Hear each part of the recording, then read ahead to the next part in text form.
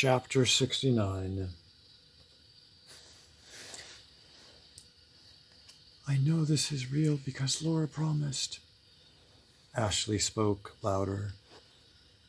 Can we trust her? I do. What if she believes it's the truth, but it isn't? Tina countered.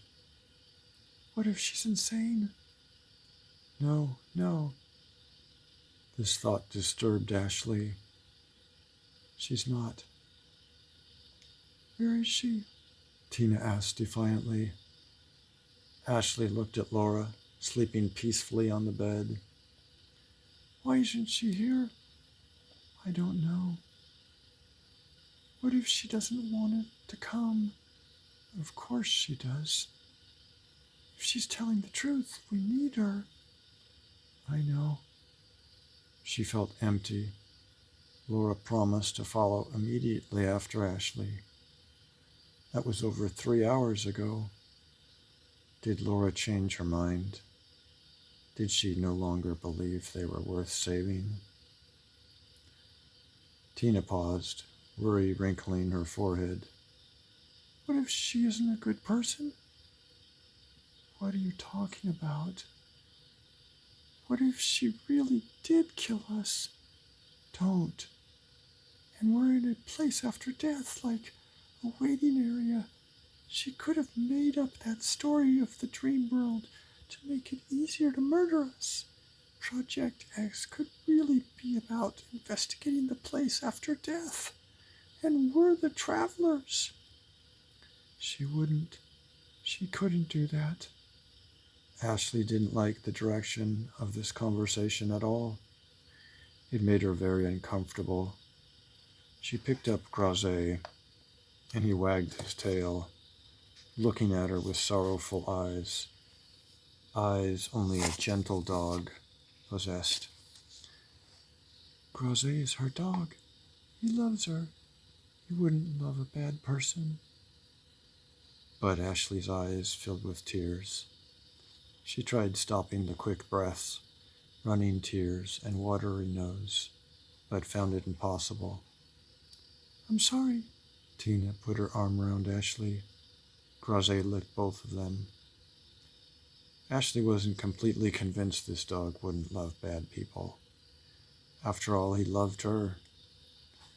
She wanted to go to the bathroom, hide herself, and cut her wrists. The overwhelming feelings inside would disappear in the midst of a blade. The cut would take precedence, overpowering emptiness, pain, and terrible shame. She wouldn't have killed Grazé, Ashley protested. She loves him. He wouldn't be here unless we were all alive. What if Grazé died some other way? Then she remembered in the dream state at Tina's house, hearing Grazé's barking outside. Then with one sharp yelp, Grazé being silenced.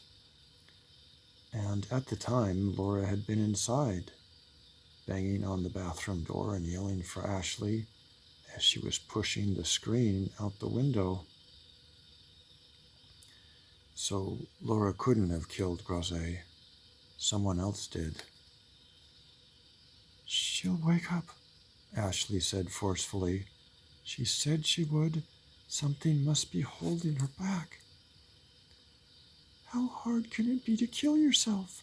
She had no trouble killing us. Maybe she had to do something else. Tina paused, then continued.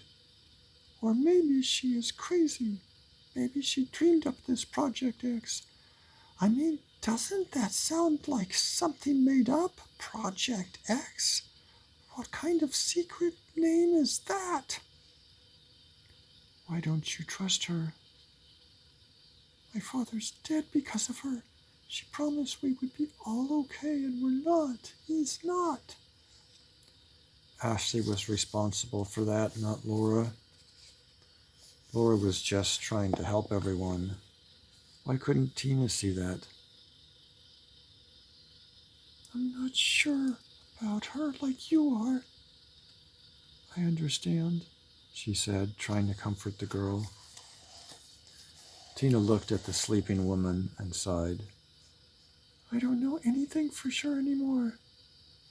Ashley stroked Grazé, smoothing the soft, curly fur on his head, back, and sides. He closed his green eyes and breathed through his mouth. Her touching appeared to give him a peaceful bliss. There was something about this dog that was very special. She felt like he was more than just a dog. Grazé's eyes opened. The intense green watched her with intelligence, like a human might. Then he blinked, rolled over onto his back, and curled his paws, appearing like an ordinary dog would to have his belly scratched. She did scratch him, and his paws curled further. His eyes squinted shut as his chin extended out, making her laugh.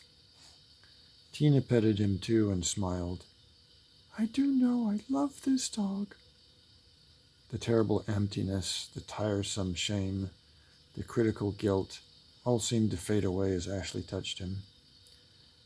I love him too. When Laura wakes, she'll have competition for him.